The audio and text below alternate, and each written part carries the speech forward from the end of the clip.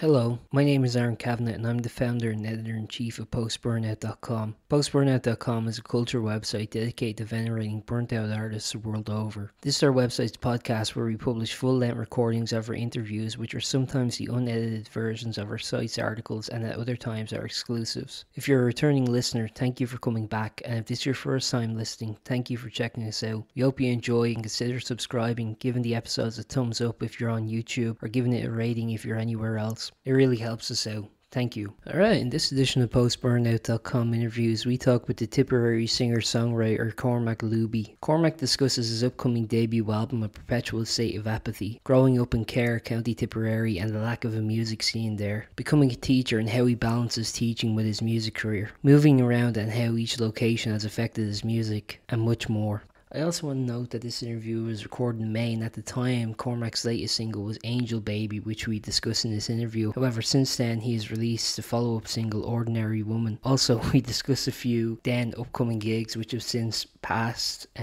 Yeah, sorry about that, but, hopefully you got to see them if you were interested. Hey, Cormac, how's it going? Can you hear me okay? Hi, Aaron. How are you? Ah, it's nice to meet you. Good. Yeah, you too. How are you getting on? I'm Grant. Yeah, thanks for doing this. I'll try not to take up too much of your time. No, not at all. Thanks for having me on. I appreciate it. Yeah, totally. Yeah, I guess the first thing I wanted to ask is reading like your inspirations and some of the inspirations that you listed for the kind of music that you do. Phoebe Bridgers, Sam Fender, Mick Flannery, Mitski, and Bruce Springsteen. And maybe with the exception of Springsteen, they're all quite recent artists. I know you've also cited people like Maroon 5 and Usher as kind of early inspirations. I was wondering kind of like what was sort of like your first kind of like introduction to music and kind of like what made you want to become a musician yourself? Um, I guess the very first independent thing I wanted was one of the Now CDs. Hmm. Now 63 or something. I don't know. It had Black Eyed Peas. Where is the love on it? And I remember vividly watching that ad for that now, and I was like, um, I really need that CD. So yeah, I think my first love in music was definitely pop music. My dad is a big Elvis fan, and so we had him um, pushing Elvis on us a bit anyway. And apart from that, there wasn't very heavy influences from the parents musically, so it was kind of up to myself to go and find a lot of that music. And um, yeah, I guess that's how I got into listening to a lot of maybe questionable choices in terms of pop music back then, but Yeah. as is uh, as is natural, I suppose, when you're that age. Yeah, actually the CDs used to be really good before like we had access to things like Spotify and stuff. It was just like a good kind of melting pot of everything that you could kind of want at the time. I used to be into them too. Yeah, exactly. Yeah, it was like two CDs, like 44 tracks or something like, so Yeah.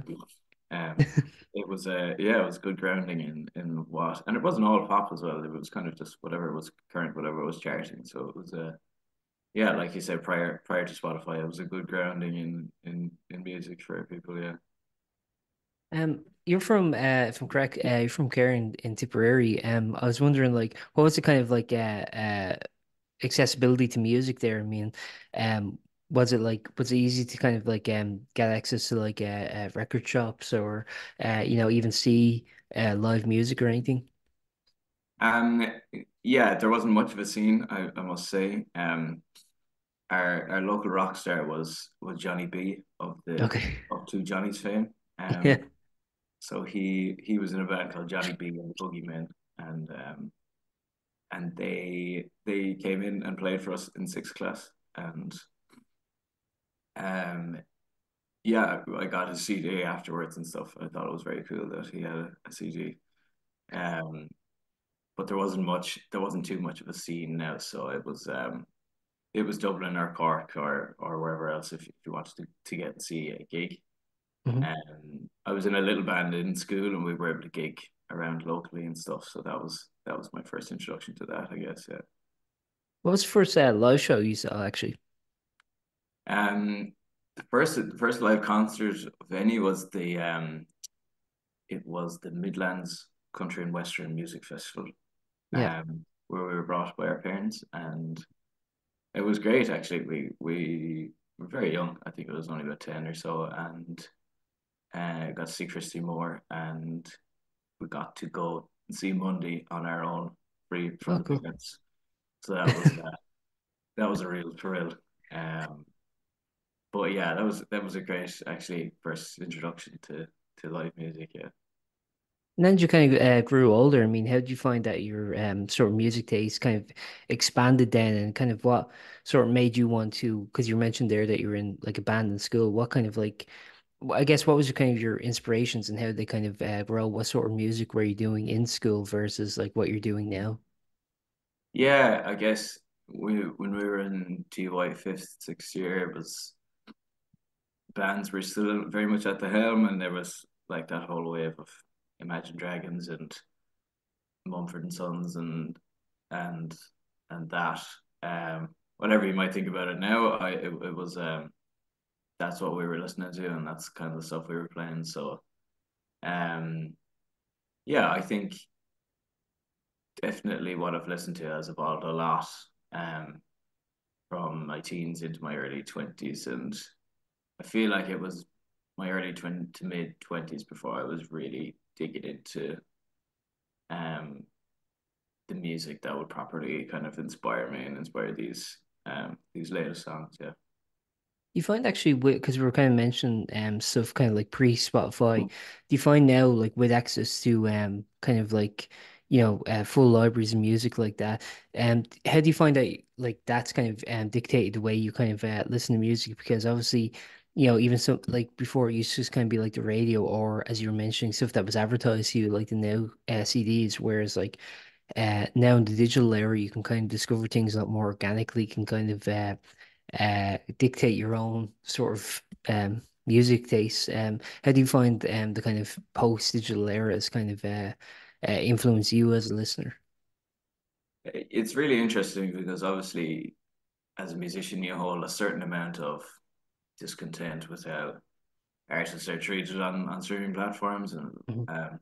namely Spotify, I guess. But um it's an amazing tool to have, like a pool of resources for an artist when you're a songwriter, and then, like if you want to go listen to a Woody Guthrie B side, that nobody's ever heard of, like um you can get it on there and you'll find it. And it's amazing that way, and yeah, like you say, it's very, yeah, it's great for inspiration. Like you can log on there and listen to it whoever you want from any era, like yeah. You mentioned also, like obviously, we were saying you're from Tipperary, but like you've moved around quite a bit. I believe you were in Manchester at one point, then in Galway. I'm not sure where you're based now, but I was wondering, how do you find kind of like moving around this kind of like influenced your sense of music? Like has different locations kind of influenced and being part of different scenes kind of influenced not only the music you're listening to, but the kind of music you're creating too? Definitely, yeah. I guess being in Manchester was a great um time for me just pre-COVID, and it's my first consistent like basis. I was doing a lot of the open mic scene over there, and small shows and stuff, and it was the first real opportunity I was getting to share my music, and it was great to be able to write a song on a Monday and then get down to the whiskey jar on a Thursday and try it out, and just really gauge a great gauge for like whether a song is kind of hitting or not, or whether it needs more work, or whether it's one to throw in the bin. Um, so Manchester was great for that, and then moving back to Galway, I was there. I was in Galway for university, and then moved back there um, after COVID, and that was when we got digging into to playing with the lads in the band that play with me now, and developing a bit more of a sound, and just properly having a go at doing this music track. So yeah, I'm in Dublin now, and again, it's kind of like as someone said, it's like coming to Hollywood for an Irish musician. You know, Yeah.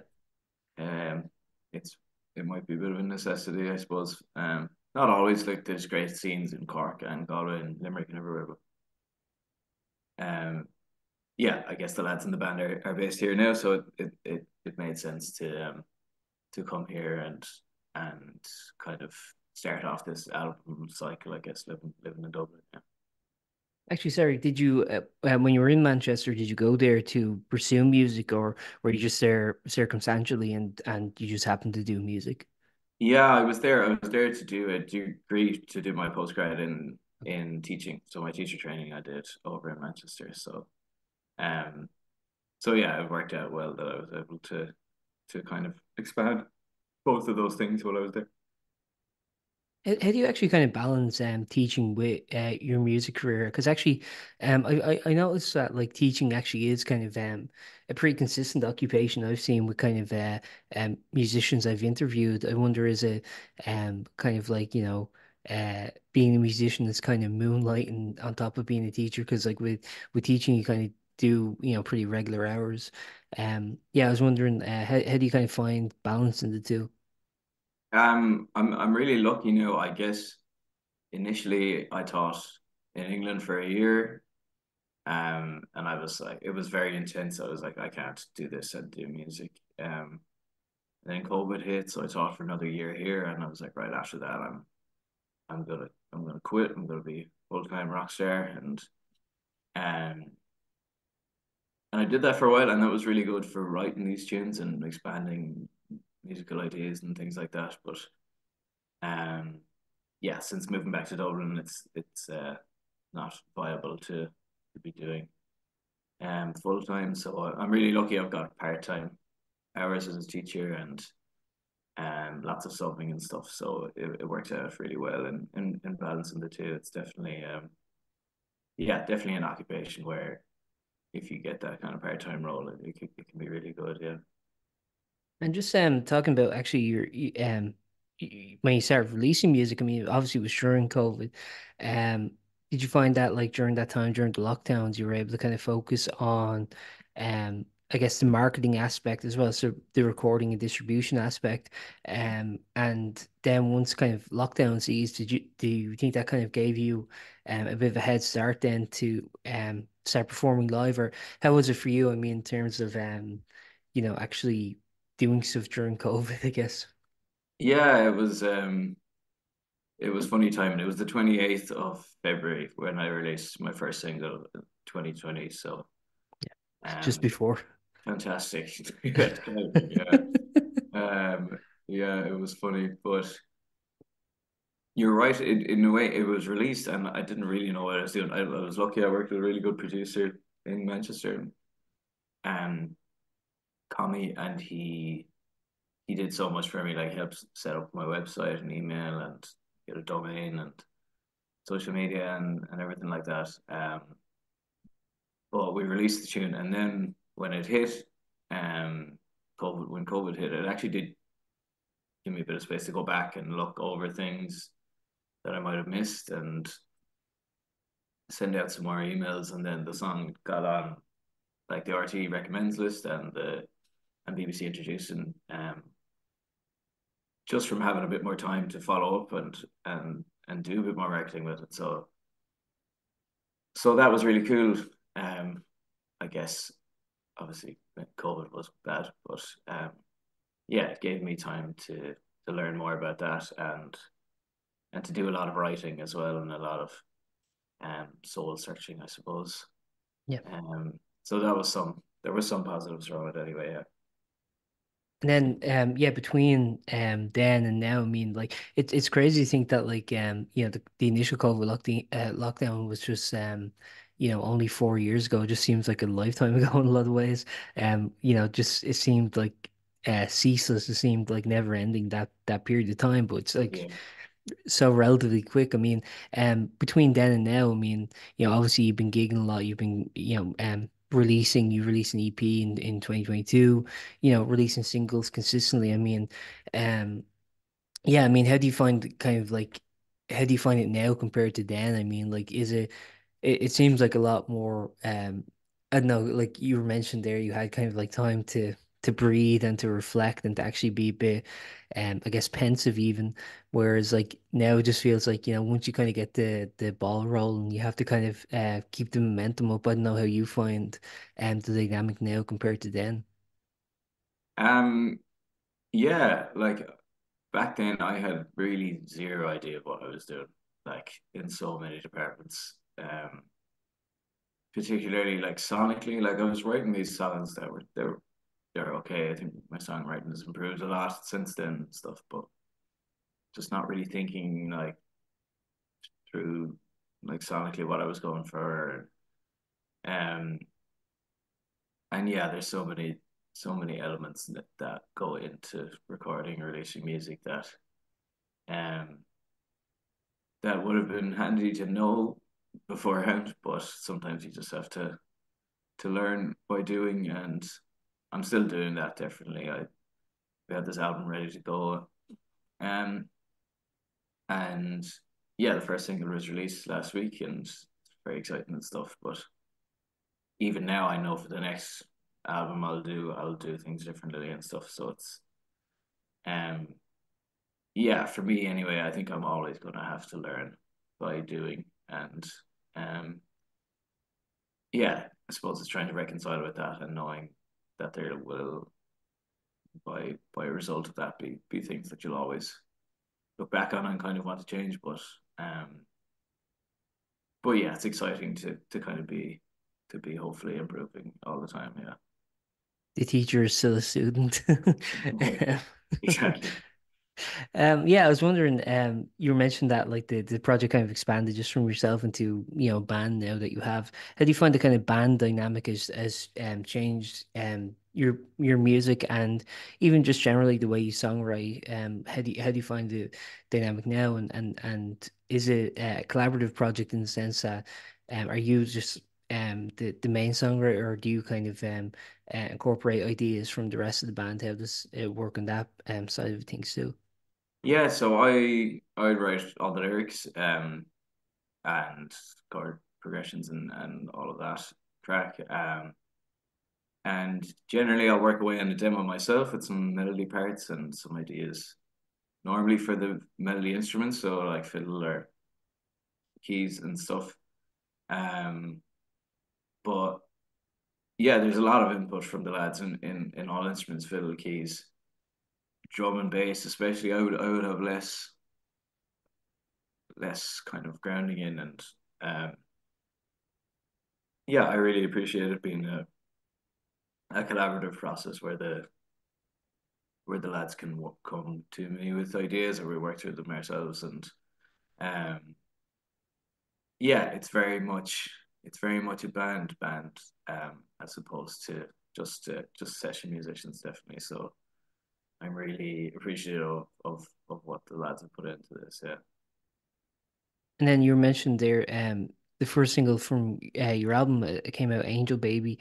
Yeah, I was wondering if why did you choose this song as the kind of first representation of the album, and just generally, how do you find that this song kind of differs from what we've heard previously in your discography? Um, yeah, I think it's the first single I've released, I think, where I've really kind of had real concrete ideas of how I wanted it to sound prior to release. And um, I think of the four singles really range a lot stylistically. Um, so again, that's another learning curve, is kind of trying to dig out your sound, I guess. Which I'm still trying to do. Like the yeah, the four singles differ a lot. So I thought this one was the best representation of the album as a whole. Um, because the next single has some like country drums on it, and then the third single is like a more of an indie type tune, and the last single then is completely different as well. So yeah, I just thought this one was a good representation of it, and then we'll see what happens with the rest of them. And then talking about the album itself, then I mean, like, where was it recorded, and when's the, I guess, kind of general idea of when it's going to be released? Yeah, it was kind of it was recorded with the Blackgate Studio. Liam King is producer and sound engineer. But we ended up all over the place. We were in Black Mountain in Dundalk and the clinic here in town for the guitar, and then we did some double bass and some strings out in Studio Coon in Spittle in Galway. Um, and yeah, there's contributions from other studios and some brass and stuff from Grouse Lodge and stuff. So it was yeah, there was a lot of spots involved. But that made it interesting, and yeah, it's scheduled for release early September, I think, without a date yet, but roughly that time. Perfect. And I guess final thing I'll ask is obviously between then you have some shows coming up. It's really cool. Yay Vagabonds and Susan are coming up on June 1st, I believe. Yeah, I was wondering if there's anything else you want to kind of plug between then. That's like the one show I have here written down. Is there anything you'd like to plug before then, or? Yeah, so hopefully announcing today, we're playing um the main room in Workman's on June 15th as well.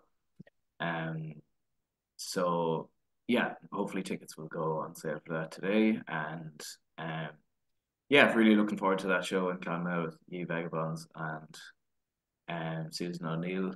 The same weekend we're playing Mount Shannon Arts Festival in Clare, and in July then we're doing Forest Fest, which is in Emo in Leash as well. So yeah, a few little shows to come there, and um, currently in the midst of organizing a tour for post album. So yeah, hopefully lots of shows this year. Perfect. Would that be a domestic tour or a UK tour? Domestic, yeah, to begin with, and then possibly looking abroad, 2025, yeah. Perfect, man. Is there anything you'd like to have before we wrap up, or? No, I think that's it. Yeah, we've covered a lot there anyway. So yeah, thanks for having me on, Aaron. Really appreciate it. Perfect. Thanks very much for your time, man. Enjoy the rest of your day. Yeah, you too. Thanks. Best luck. Chat to you soon. Bye. Bye. Thank you for listening to that episode of Post-Burnout.com interviews. We're an independent venture run by yours truly, and as I said at the beginning, liking, rating, subscribing, and sharing really helps us out a lot. If you're feeling extra generous, we do have a PayPal donation link in the episode description, but don't feel obligated, of course. We've also begun releasing occasional exclusive episodes on Spotify, so subscribe there if you'd be interested in hearing those. Thanks again for listening, and see you next time.